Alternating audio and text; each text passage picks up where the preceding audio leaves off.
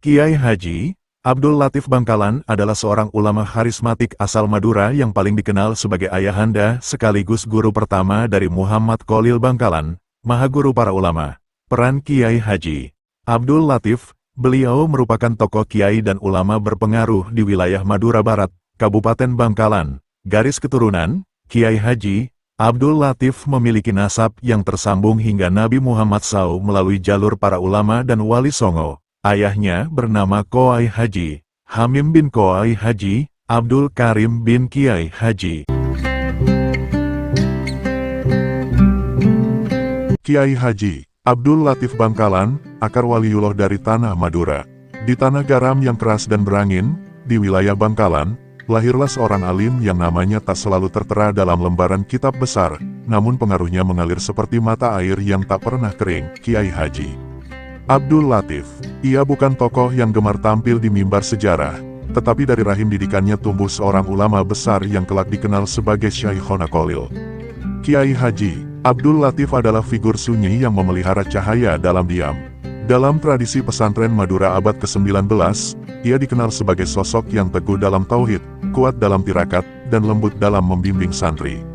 Rumahnya bukan sekadar tempat tinggal, melainkan ruang zikir yang hidup, setiap sudutnya bergetar oleh lantunan ayat dan doa. Ia mendidik dengan keteladanan, bukan sekadar kata-kata. Sebagai ayah, ia bukan hanya memberikan nasab, tetapi juga adab.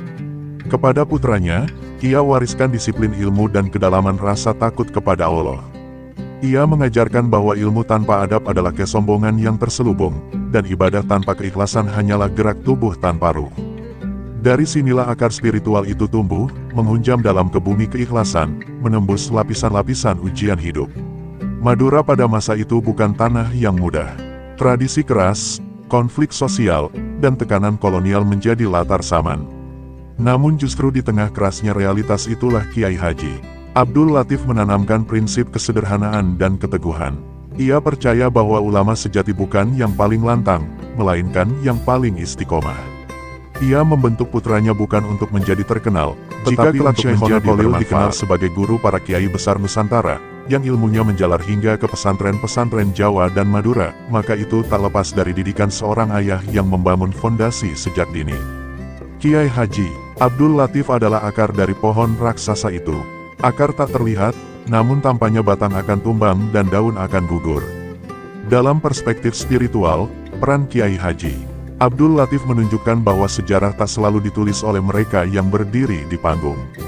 Kadang, sejarah justru digerakkan oleh tangan-tangan yang bekerja dalam sunyi. Ia adalah teladan bahwa membangun generasi adalah jihad paling panjang, hasilnya mungkin tak dinikmati di masa hidupnya, tetapi buahnya akan dipetik oleh zaman. Hari ini, ketika kita menyebut nama besar Syekhona Khalil dengan penuh takzim, sejatinya kita juga sedang menyebut sosok yang melahirkannya dalam doa dan didikan, Kiai Haji Abdul Latif. Ia adalah akar wali dari tanah Madura, sunyi, dalam, dan kokoh. Dari kedalaman itulah, cahaya pesantren Nusantara menemukan sumbernya, dalam tradisi lisan keluarga ulama Bangkalan, nama Kiai Haji Abdul Latif kerap dihubungkan dengan mata rantai nasab yang bersambung kepada Sunan Gunung Jati, salah satu tokoh utama wali songo yang menyebarkan Islam di pesisir Jawa Barat dan Cirebon. Riwayat ini hidup dalam ingatan kolektif pesantren, diwariskan dari generasi ke generasi sebagai amanah, bukan sekadar kebanggaan. Bagi dunia pesantren, nasab bukan hanya urusan darah, tetapi cahaya tanggung jawab. Garis keturunan kepada para wali dipahami sebagai beban moral untuk menjaga akhlak, memelihara ilmu, dan merawat tirakat. Sebab barakah tidak diwariskan otomatis, ia dijaga melalui kesungguhan, keikhlasan, dan istiqomah. Disinilah letak makna mata rantai kewalian, sebuah kesinambungan ruhani yang tak terputus oleh zaman. Jika benar tersambung kepada Sunan Gunung Jati, maka Kiai Haji Abdul Latif berdiri dalam tradisi dakwah yang panjang, dakwah yang menautkan budaya dan syariat, adat dan tauhid. Sunan Gunung Jati dikenal sebagai figur yang memadukan kebijaksanaan politik, strategi dakwah kultural, serta kedalaman spiritual. Warisan semacam itu bukan hanya sejarah, tetapi nilai yang mengalir dalam pola pendidikan keluarga. Di Bangkalan, Kiai Haji Abdul Latif dikenal sebagai ulama yang hidup sederhana namun disegani. Wibawanya tidak lahir dari jabatan atau kekayaan, melainkan dari integritas pribadi. Ia menjadi rujukan masyarakat dalam persoalan agama, sengketa sosial, hingga nasihat rumah tangga. Dalam kesunyian rumahnya, ia menanamkan nilai tauhid yang bersih dan adab yang kokoh, sebuah fondasi yang kelak melahirkan generasi ulama besar. Kesederhanaannya justru mempertegas kemuliaannya. Ia tidak menonjolkan garis keturunan, tetapi meneguhkan amal. Dalam pandangan masyarakat pesantren, inilah ciri pewaris wali sejati, tidak mencari kemasyhuran, tetapi memancarkan keteladanan. Nasab mulia menjadi cahaya yang dijaga dalam perilaku sehari-hari, dalam salat yang khusyuk, dalam laku prihatin, dan dalam kesabaran membimbing umat. Maka, mata rantai kewalian itu bukan sekadar silsilah di atas kertas. Ia adalah kesinambungan nilai, kesinambungan doa, dan kesinambungan perjuangan. Dari Cirebon hingga Madura, dari dakwah pesisir hingga pesantren pedalaman, ruh itu tetap hidup, menjelma dalam sosok-sosok yang memilih jalan sunyi demi menjaga nyala Islam yang teduh dan membumi, di tengah denyut religius masyarakat Bangkalan, terutama di kawasan Martajasa yang dikenal sebagai kantong tradisi pesantren. Kiai Haji Abdul Latif dikenang sebagai sosok yang kuat dalam tirakat dan laku prihatin. Riwayat-riwayat lisan para santri sepuh serta keluarga menuturkan bahwa hidup beliau bukan sekadar mengajarkan agama, melainkan menjelmakan agama dalam setiap hela napasnya. Ia tidak hanya mengajar Al-Quran, ia hidup bersama Al-Quran. Malam-malamnya diisi dengan qiyamul lail yang panjang. Ketika kebanyakan manusia terlelap, beliau berdiri dalam sunyi, melantunkan ayat-ayat suci dengan suara lirih namun penuh getar. Tangisnya kerap pecah di antara doa-doa, bukan karena kesedihan dunia, tetapi karena rasa takut dan cinta kepada Allah. Bagi beliau, malam adalah ruang perjumpaan, waktu di mana jiwa disucikan dan hati ditempa. Siangnya dipenuhi pengajaran dan zikir. Santri-santri yang duduk di hadapannya bukan hanya menerima pelajaran tajwid atau fikih, tetapi menyerap adab dan keteladanan. Dalam tradisi pesantren, ilmu tanpa tirakat dianggap hampa. Karena itu, Kiai Haji Abdul Latif menanamkan disiplin ruhani sebelum keluasan wawasan. Ia mengajarkan bahwa keberkahan ilmu lahir dari kebersihan hati. Beberapa riwayat lisan menyebutkan bahwa beliau sering menyendiri untuk merenungi makna ayat-ayat Al-Quran. Bukan sekadar membaca, tetapi meresapi hingga ayat itu menjelma cahaya batin. Tradisi tafakur ini mengingatkan pada laku para wali yang menjadikan Al-Quran bukan hanya bacaan, melainkan pedoman hidup yang menyatu dengan tindakan. Dalam kesunyian itulah, kekuatan spiritualnya ditempa. Warga sekitar Martajasa dahulu berkisah bahwa rumah beliau terasa teduh. Ada suasana sakinah yang sulit dijelaskan dengan kata-kata. Orang-orang yang datang membawa persoalan sering pulang dengan hati lebih ringan. Bukan karena nasihatnya panjang, tetapi karena ketenangan yang memancar dari dirinya. Inilah wibawa kesalehan, tidak keras, tidak meledak-ledak, tetapi menggetarkan. Para santri merasakan kedalaman yang berbeda saat belajar padanya. Ia mendidik bukan dengan kemarahan, melainkan dengan contoh. Ketika berbicara tentang kejujuran, ia telah lebih dahulu hidup jujur. Ketika menasihati tentang sabar, ia telah lebih dahulu menapaki sabar dalam ujian hidup. Keteladanan inilah yang membentuk generasi berikutnya, termasuk putranya yang kelak menjadi ulama besar. Tirakat dan kesalehan Kiai Haji Abdul Latif bukan legenda kosong, melainkan warisan nilai yang hidup dalam ingatan kolektif pesantren Bangkalan. Ia membuktikan bahwa kekuatan sejati seorang alim tidak terletak pada banyaknya pengikut, tetapi pada kedalaman hubungannya dengan Sang Pencipta. Dari malam-malam panjangnya, lahirlah cahaya yang terus menyinari generasi, sunyi, namun menggetarkan. Dalam khazanah kisah para wali, masyarakat kerap terpukau oleh karomah yang tampak di permukaan, peristiwa-peristiwa luar biasa yang melampaui nalar. Sosok Syekhona Khalil misalnya, dikenal luas dengan berbagai riwayat spiritual yang menggetarkan hati para santri. Namun di balik kemasyhuran itu, berdiri figur ayahanda yang karomahnya justru nyaris tak terdengar, Kiai Haji Abdul Latif. Karomah beliau bukan berupa kejadian spektakuler. Ia tidak dikenal dengan cerita-cerita yang mengguncang publik. Karomahnya bersifat sunyi, mendidik, membentuk, dan menanamkan. Dalam tradisi pesantren, inilah karomah paling agung, membentuk jiwa yang kokoh dalam tauhid. Kiai Haji Abdul Latif memahami bahwa ilmu dapat diajarkan dalam hitungan tahun, tetapi karakter ditempa seumur hidup. Ia mendidik putranya dengan disiplin yang tegas namun penuh kasih. Adab diletakkan di atas kecerdasan. Tauhid ditegakkan sebelum keluasan pengetahuan. Dalam rumah yang sederhana di kawasan Bangkalan, nilai-nilai itu ditanamkan dengan konsisten. Ia mengajarkan bahwa seorang alim harus lebih dahulu menaklukkan hawa nafsunya sebelum berbicara tentang menuntun umat. Ia membiasakan hidup sederhana, menjauh dari pujian, dan menumbuhkan rasa takut kepada Allah sebagai pusat segala laku. Pendidikan semacam ini bukan sekadar transfer kitab, tetapi pembentukan batin. Dari sinilah lahir jiwa yang kelak mampu memikul beban besar sebagai guru bangsa. Dalam sejarah pesantren Nusantara, Syekhona Khalil kemudian dikenal sebagai poros keilmuan. Banyak ulama besar yang datang berguru kepadanya, dan dari majelisnya lahir pendiri-pendiri pesantren ternama di Jawa dan Madura. Rantai transmisi ilmu itu membentang luas, menjalar hingga ke berbagai penjuru negeri. Namun jika ditarik ke hulunya, semua itu bermula dari didikan seorang ayah yang tidak mencari nama.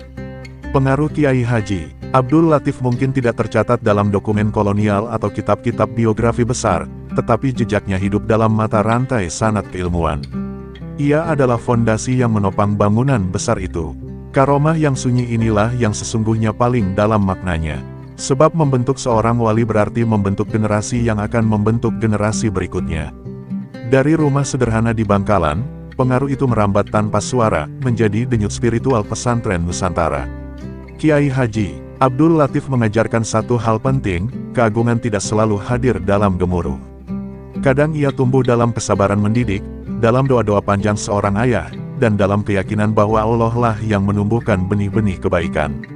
Dan dari benih itulah lahir pohon besar yang menaungi umat. Di lingkungan keluarga dan para santri sepuh di Bangkalan, nama Kiai Haji Abdul Latif tidak hanya dikenang sebagai ayah dari Syekhona Khalil, tetapi sebagai pribadi yang memiliki firasat halus dan ketajaman batin. Cerita-cerita tentang beliau tidak tertulis dalam arsip resmi, melainkan hidup dalam ingatan kolektif, dituturkan dari serambi ke serambi, dari satu generasi ke generasi berikutnya. Salah satu kisah yang sering beredar menyebutkan bahwa suatu hari beliau pernah berucap kepada kerabat dekatnya tentang masa depan putranya. Dengan nada tenang dan keyakinan mendalam, ia dikabarkan berkata bahwa anaknya kelak akan menjadi cahaya bagi negeri ini. Ucapan itu pada masanya mungkin terdengar sederhana. Namun ketika perjalanan hidup putranya benar-benar menjelma menjadi poros keilmuan pesantren Nusantara, keluarga mengenang kalimat itu sebagai isyarat batin seorang ayah yang tajam firasatnya.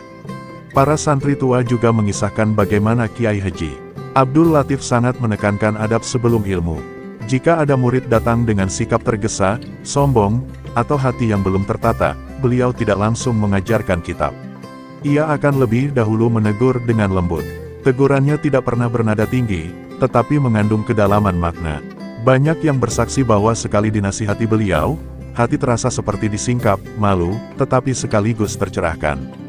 Ada pula kisah dari warga sekitar yang pernah menyaksikan keteguhan beliau dalam menjaga integritas.